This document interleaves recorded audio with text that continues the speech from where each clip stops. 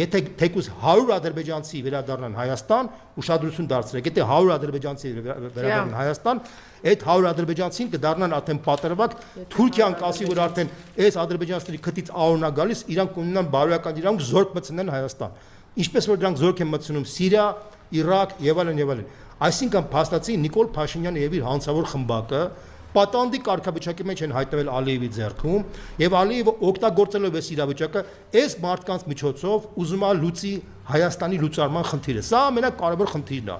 Սա շատ լավ հասկանում է Նիկոլ Փաշինյանը։ Հիմա իր թիմին ոնց է ձևակերպում։ Իր թիմին բնականաբար չի կարող ձևակերպել, ես ասում եմ, ոչ թե տեսակետ, ոչ թե անալիզ, ես ասում եմ, դες ինֆորմացիա։ Այդ ինֆորմացիան որտեղից է, չեմ ասելու, որտեղ սա արդեն այլ խնդիր է։ Սա միայն Հայաստանից չէ ինֆորմացիան, ես